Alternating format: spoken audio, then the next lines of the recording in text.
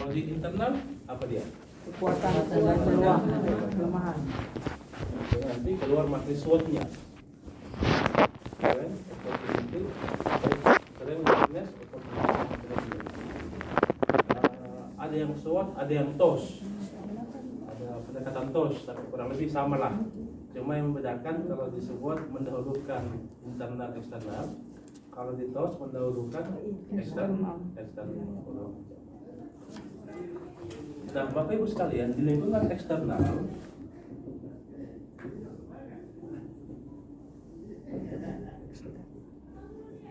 ada beberapa faktor yang mesti kita masukkan ketika kita ingin membuat matris EVAS atau IP. Yang pertama, lingkungan eksternal yang bersifat makro atau jauh dan mikro atau mikro. Nah, apa bedanya lingkungan eksternal yang bersifat makro dan mikro? Lingkungan eksternal yang bersifat makro adalah sekelompok faktor atau variabel di luar perusahaan yang dia akan sangat sulit untuk dikontrol oleh organisasi. Dia sulit dikontrol. Kalau yang mikro dekat dan cenderung masih bisa terkontrol. Faktor eksternal makro yang pertama itu adalah faktor pemerintah. Kenapa pemerintah perlu analisis? Karena pemerintah berkaitan tentang Regulasi. Karena kita nggak boleh membuat sebuah strategi yang bertentangan dengan kebijakan pemerintah. Itu nggak boleh. Apapun itu, karena pasti jadinya melanggar. Yang kedua adalah aspek Ekonomi. Biasanya dari aspek ekonomi, organisasi itu melihat tingkat inflasi. Masih ingat apa itu inflasi? Kenaikan harga barang karena harga jual. Oke, apa lagi? Terjadinya penurunan daya beli. Oke, itu dampak inflasi. Kalau inflasi sendiri apa? Dampak inflasi. Inflasi sendiri apa? Kenaikan harga barang secara terus menerus dalam satu waktu. Oke, kecenderungan kenaikan harga barang secara menyeluruh, jangan terus menerus. Kalau terus menerus katanya kayak tidak terkontrol. Iya. Saya lebih suka secara menyeluruh. Nah, dampak dari inflasi diantaranya adalah daya beli yang menurun. Kenapa bisa daya belinya orang menurun?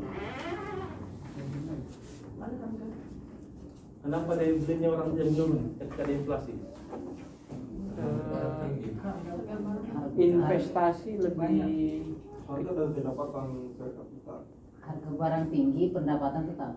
Oke, jadi kesimpulannya kenapa Ya, sampai daya beli rendah? masyarakat. Karena nilai uang menurun, daya beli masyarakat menurun. Iya, karena nilai uang kita menurun, Iya.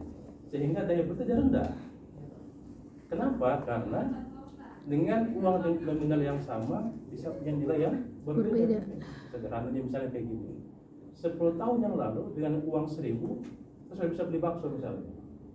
Sekarang dengan nominal yang sama 1.000, apakah masih bisa beli bakso? Tidak ada somai ji, 1 biji 1.000. Karena nilai uang yang berkurang. Kalau terkadang kenaikan pendapatan itu tidak linear dengan kenaikan harga barang.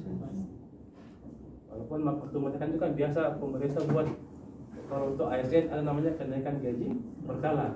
Nah, pada itu karena untuk menyesuaikan dengan inflasi. Apa lagi ya?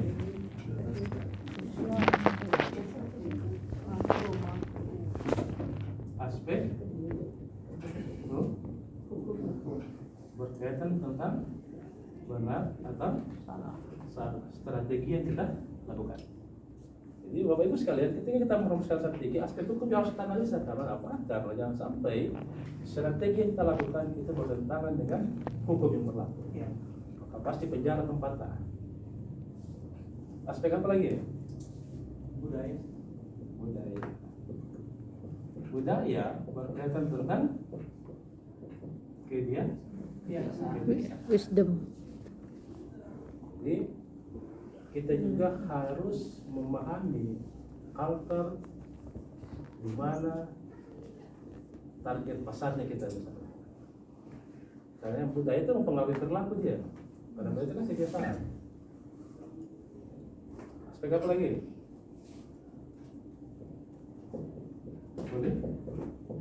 Politik. Maka tentang kekuatan. Kan sebenarnya itu aspek politik secara sederhana itu kan perebutan kekuasaan. Kapan perebutan kekuasaannya stabil, cenderung dia ekonominya bagus. Sebuah negara yang politiknya tidak bagus, pasti tidak stabil negaranya. Kenapa? Karena perebutan kekuasaannya tidak sehat. Kemudian aspek lingkungan, teknologi. Hah? Lingkungan. Termasuk lingkungan ya. Iya, Yang mana? Dan aspek lingkungan. Pestel. oke, yang mikro itu diantaranya yang pertama adalah pesaing. Kenapa pesaing perlu kita analisis? Karena kekuatan pesaing itu menjadi ancaman buat kita dan kelemahan pesaing itu menjadi Kekuatan. peluang buat kita. Peluang. Karena dalam konsep persaingan, pesaing pasti yang kita serang adalah kelemahannya. Karena ketika pesaing kita serang kelemahannya, kita punya peluang untuk menang. Itulah pentingnya kenapa perlu adanya identifikasi terkait pesaingnya kita. Yang kedua adalah konsumen. Kenapa konsumen perlu kita analisis? Karena yang namanya konsumen dia punya kekuatan tawar menawar. Ada konsumen yang punya kekuatan tawar menawar tinggi dan ada konsumen yang punya kekuatan tawar menawar rendah. Nah, sekarang saya tanya nih Bapak Ibu sekalian. Kalau Bapak Ibu sebagai seorang konsumen suka yang mana? Punya kekuatan tawar menawar tinggi atau rendah? Tinggi. Tinggi. Kenapa pilih yang tinggi? Karena kita akan bisa mendominasi. Bisa menentukan spesifikasi sesuai kebutuhan. Secara sederhananya pasti kita bisa memilih. Bebas memilih. Lebih Memilih sama siapa bebas kita. lebih puas juga, Pak. Pak Dokter. Bisa lebih terpuaskan kita karena kita sesuai dengan apa yang kita harapkan, apa yang kita butuhkan. Kan yang namanya konsumen dia pasti punya kekuatan tawar. Ini paling jago ibu ini. Ada yang ini, ada ya. Kalau dari aspek perusahaan, tentu dia akan berupaya untuk memperkecil kekuatan tawar-menawar konsumennya. Tujuannya apa? Supaya jangan dia beralih. Walaupun perusahaan kita bukan monopolistik misalnya, kita bisa memperkecil kekuatan tawar-menawar masuk. Fanatik. Jadi dikatakan Fanatik. boleh. Kalau PLN berbeda kasus dia, misalnya, kan? Mohon maaf. Kalau PLN dia kan perusahaan yang bersifat monopoli. Sehingga memang kita di hadapan PLN punya kekuatan tawar-menawar yang kecil. Tidak perlu perusahaan membuat strategi apapun, kita tidak bisa melawan. Ya. Tapi dalam konsep organisasi baik bisnis maupun publik, walaupun konsumen kita punya kekuatan tawar-menawar tinggi, kita bisa memperkecil dia. Caranya bagaimana? Yang biasa disebut dengan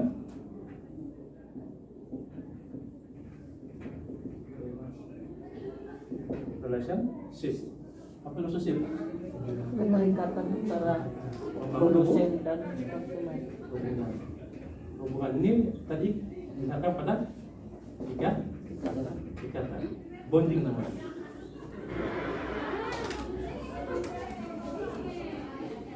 Dan ternyata kita manusia secara teori psikologis, kita manusia hanya bisa terikat sebuah hubungan dengan dua cara. Ikat dengan bonding, kan? Bonding. Yang pertama adalah disebut dengan financial bonding. Yang kedua adalah kita terikat dengan hubungan dengan seseorang atau perusahaan misalnya karena ada manfaat finansial yang kita peroleh. Sama-sama kita untung. Tapi ada juga yang namanya emotional bonding, ikatan secara emosional. Karena ikatan pertemanan, persahabatan, kekeluargaan dan maka saya pengen tuh ada kondisinya, saya berharap ke depan buat ikatan alma mater begitu ya, atau alma mater, merasa kebanggaan dengan alma maternya kita. Karena kalau di perguruan tinggi besar itu ikatnya luar biasa, ikatan alumni.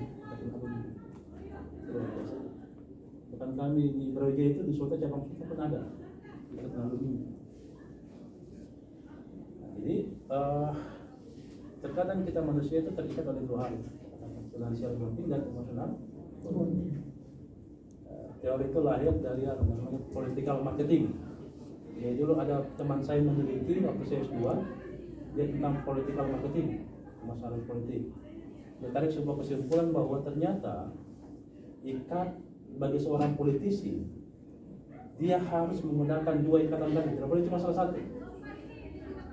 Dia tidak boleh cuma ikatan emosional yang diharapkan, dia akan dipilih, enggak, dia harus tetap memberikan ikatan finansial, walaupun mungkin porsinya berbeda. Begitu sebaliknya, ikatan finansial tidak cukup tanpa adanya ikatan emosional yang biasa para politisi gunakan itu. Makanya dia turun ke jalan itu, lihat apa masalahnya masyarakat, itu kan bagaimana upaya untuk menciptakan ikatan emosional antara pemilihnya dengan dirinya. Yang ketiga adalah pemasaran. Pemasok juga punya kekuatan tawar menawar. Ada yang tinggi, ada yang rendah. Konsepnya sama dengan konsumen tadi. Konsepnya sama dengan konsumen. Nah sekarang kita langsung membuat matris ya, bisa? Bisa. Atau sudah ada yang bisa buat? Sama aja dengan yang internal, yang membedakan cuma faktornya saja.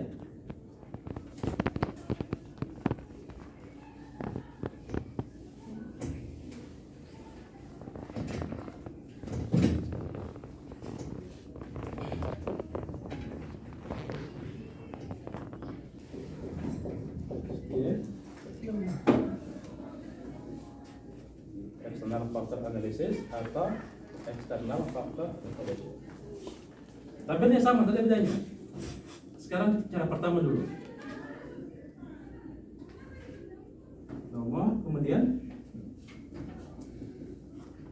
faktor eksternalnya. Ayo sebelum saya lanjut, Bapak Ibu sekalian, tidak mesti semua faktor tadi kita perhitungkan. Nah, dalam pembuatan matris evasinya, cukup faktor-faktor yang kita anggap dia memberi efek dalam perumusan strategi. Kalau misalnya aspek lingkungan diabaikan, tidak apa-apa. Kalau kita anggap tidak berefek pada strategi kita, tidak begitu penting. Nah, lalu cuma tunjukkan faktor saja. Dalam membuat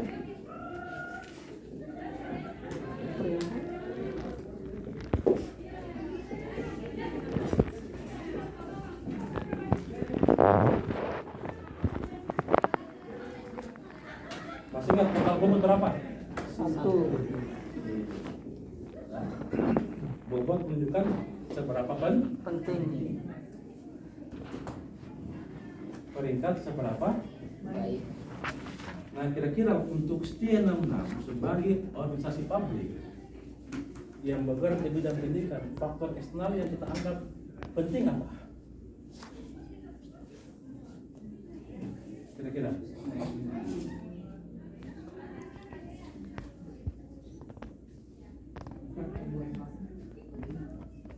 Berarti kalau pertumbuhan pasar kita mau jabarkan dia ke konsep perguruan tinggi, berarti pendapatan masih ya?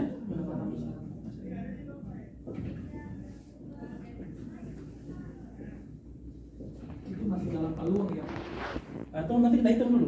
Kita bisa mengidentifikasi apakah ada peluang atau ancaman sebelum kita memberikan perintah. Untuk cara pertama, nah, kalau cara kedua beda lagi.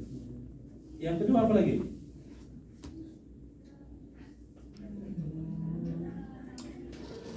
Kira-kira tadi yang dari aspek pemerintah kira-kira pentingnya apa? Standar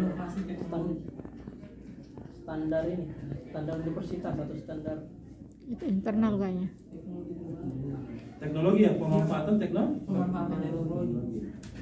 Pemanfaatan teknologi belajar. Nah, Iya. oke. Kalau dari aspek pemerintah biasanya baru tentang legalitas. Legalitas. Yang keempat apa lagi? Boleh. Berarti ke mitra. Mitra. Karena semakin banyak mitra kan semakin bagus. Apalagi? Alumni dia cenderung internal atau eksternal? Kira-kira iya saja tertarik. Alumni ini kira-kira masuk internal atau eksternal? Eksternal. Eksternal. Kalau sudah selesai, oke lah kalau gitu. Bahaya banget. Kalau saya sebenarnya alumni tetap internal. Bagian dari Kenapa? Karena supaya merasa asing begitu ya. Masih melengket Tidak setia. apa-apa, itu kan sebelumnya kita bisa berpendapat. Kita ikuti pendapat itu sekarang fokus. Apalagi kira-kira? Bisa nggak? Sana ya pendapatan.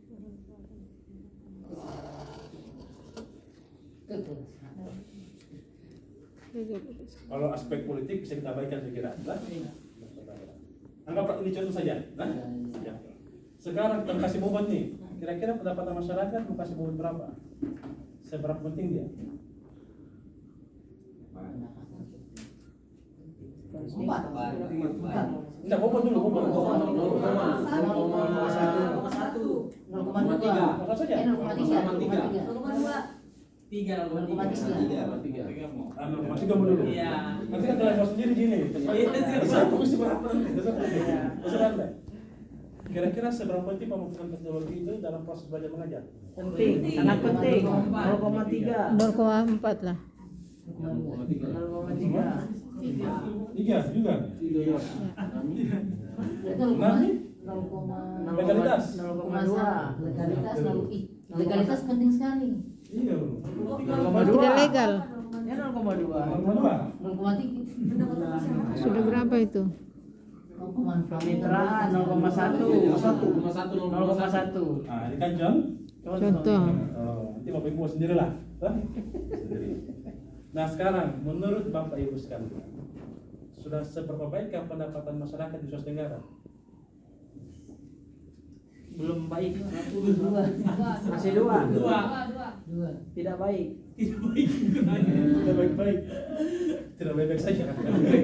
Dua. Karena harga di sini mahal. Sementara gaji segitu-segitu aja.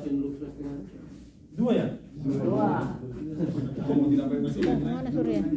Sekarang kira-kira sudah seberapa baikkah pemanfaatan teknologi belajar di setengah 6? Di sini 66 belum baik. Berapa? Baik. Baik, 3. Baik. Sudah banyak GPT. 3. Yang pernah mengacu ke saya, kalau saya bilang jangan pakai anu. Kalau legalitas ini 4. Legalitas? Pasti sudah lengkap semua kan? Berapa? 4. Sebenarnya Bapak Ibu sekalian, dari jawaban yang kalian berikan, ada masalah di sini muncul. Ada masalah bahwa ternyata faktor yang paling penting ternyata masih belum terimplementasi dengan baik. Kan yang paling penting itu kan pendapatan masyarakat Sama teknologi. berarti bahwa Ya kan itu 0,6.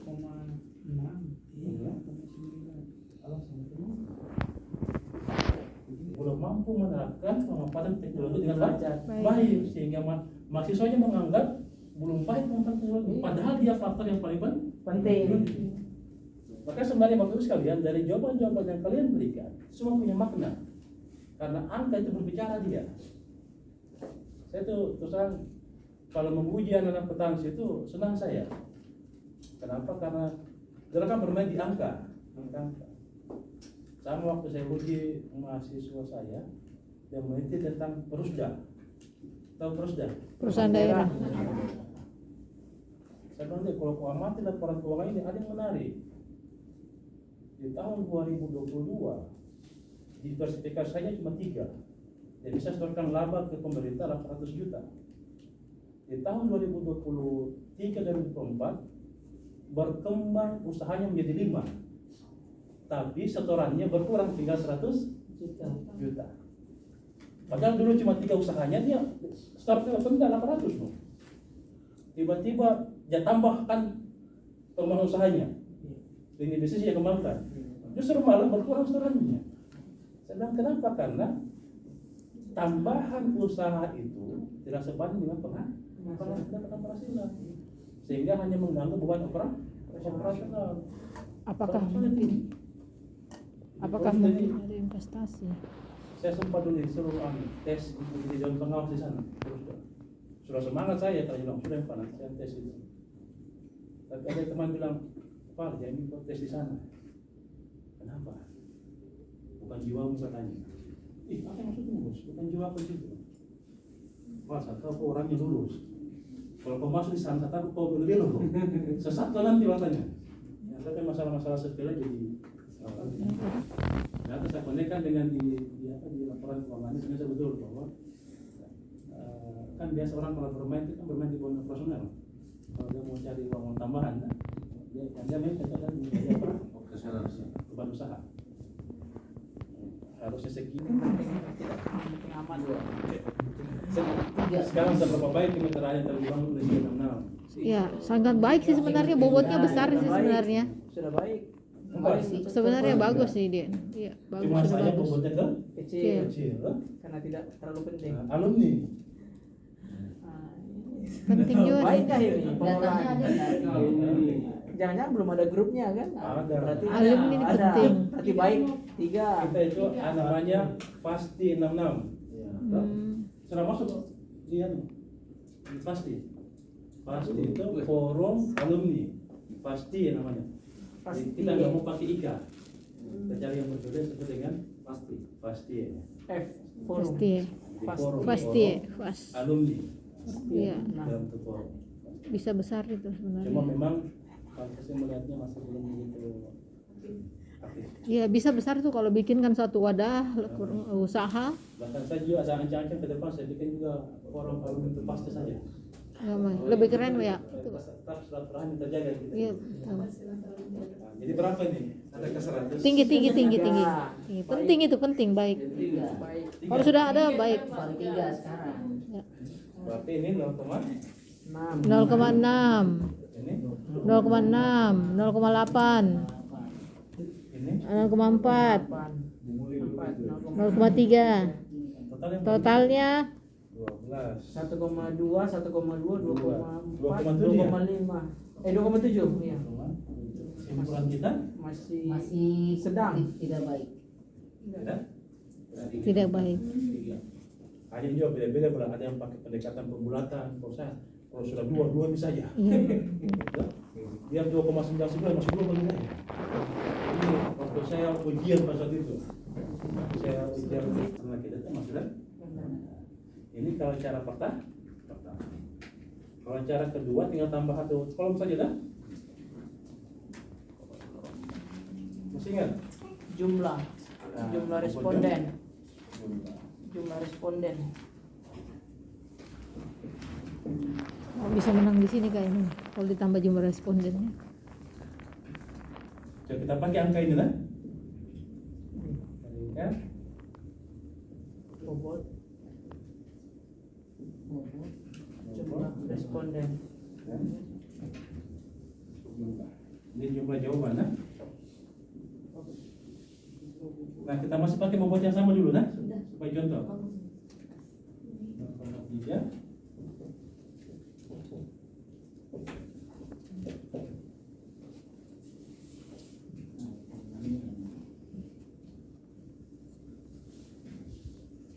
Nah, sekarang anggaplah sepertinya 4 orang, 3 orang saja. Pak Bos, seberapa baik pendapatan masyarakat di Sulawesi Tenggara? 2.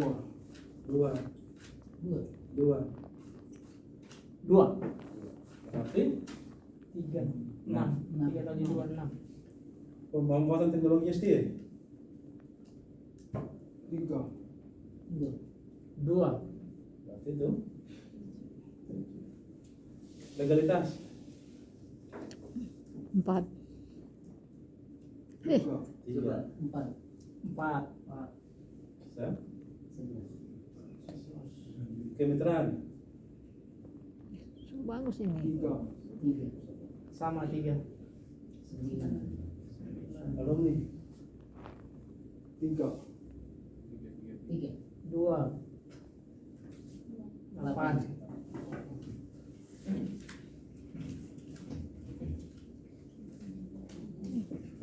Maret ini berapa nih? 20, 28, 41. 28, 35, 41 ya? 40? 6 bagi per 1 berapa? 6 bagi 41. 15. 7 bagi 41? 41 bagi 7. 7 bagi 41. 0,17 dikali 2,3. 391. 0,39. 39. Nah ini lagi 0,27 kali 3,7. 0,99. 0,99. Ini lagi 0,6. Terus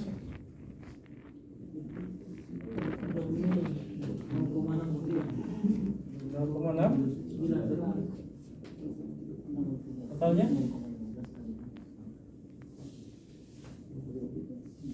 Kayaknya 2, juga nih ya?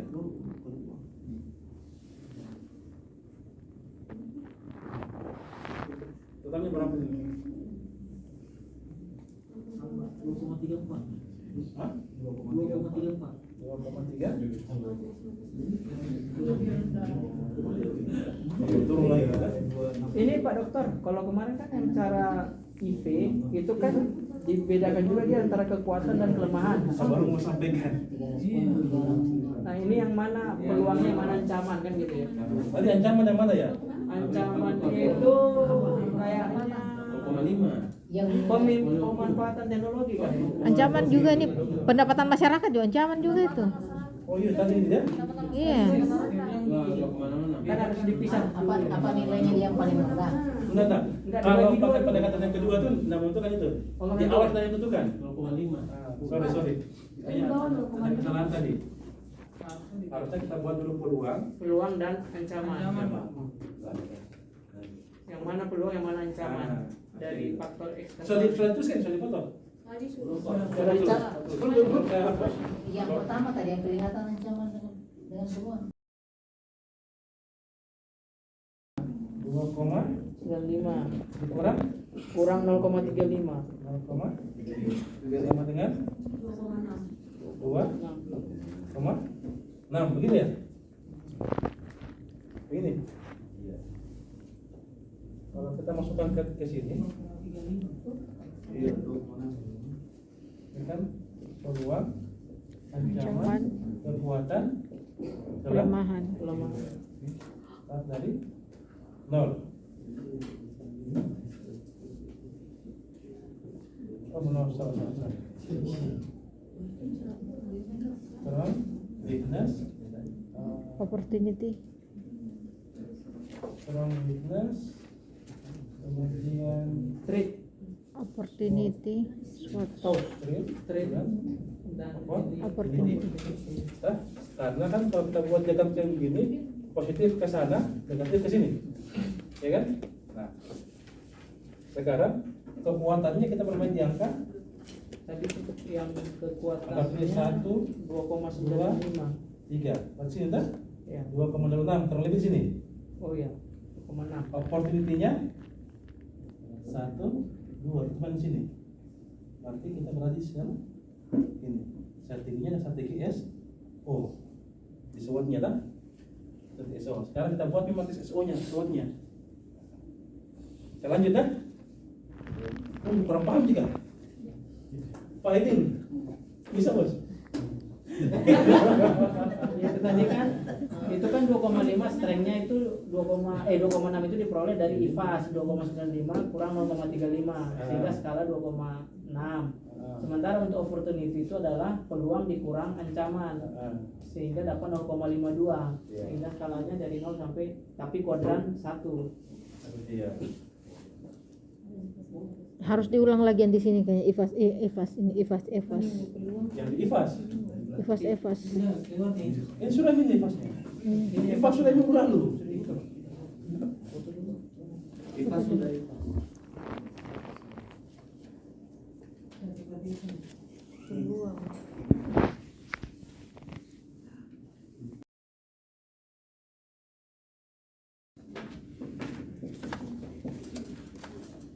Makanya salah satu tadi supaya kalau dihapus masih ingat.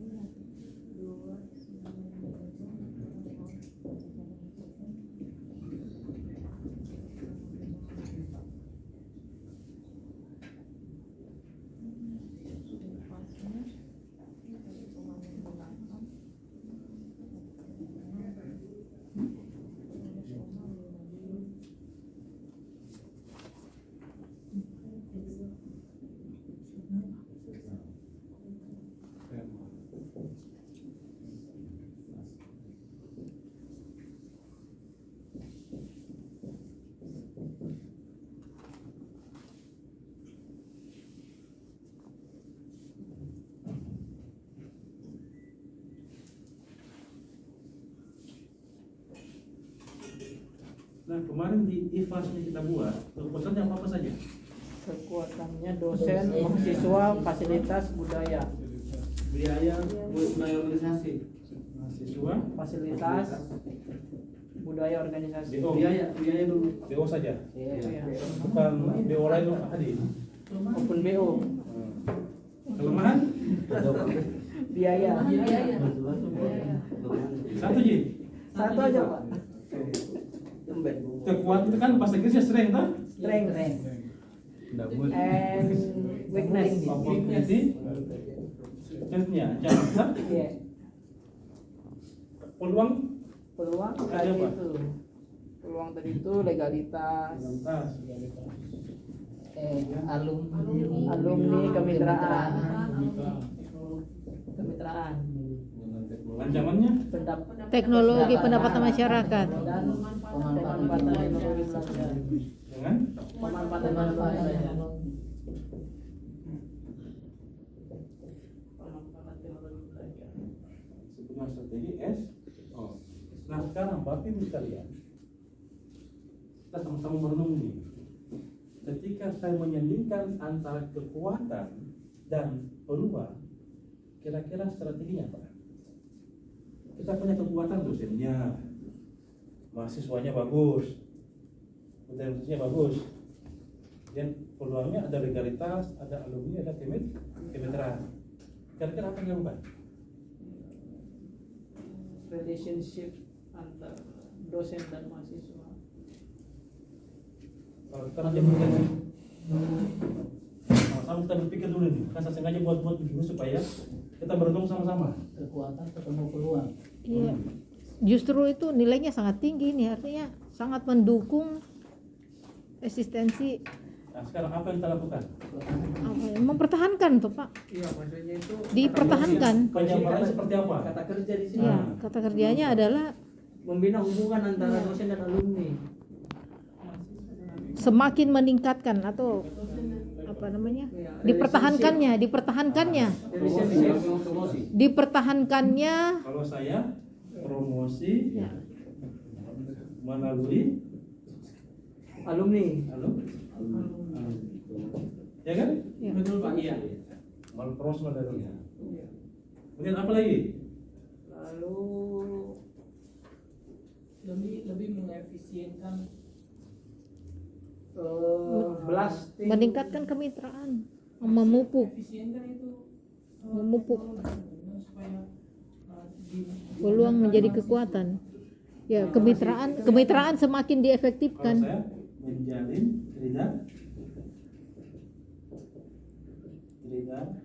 Tridharma perguruan tinggi. penelitian pengabdian dengan pengacara. Karena saya punya mitra, Iya. ya kan? Saya sekarang kan punya 2 desa binaan. Kita kalau di S2 ini punya 2 desa binaan sekarang. Yang di Konawe, Pulau Oro, sama yang di Morosi. Itu bagian dari desa binaannya Pulau S2. Kemarin sudah diadakan kegiatan di desa Pulau Oro terkait pengolahan keuangan dan desa. Kemudian kalau kita mensandingkan antara kelemahan dengan peluang, disebut dengan strategi WO. Apa yang kita lakukan? Misalnya kebijakan Kan biaya, biaya kan kesimpulan sebenarnya biaya SPP tinggi. tinggi, ada kebiaya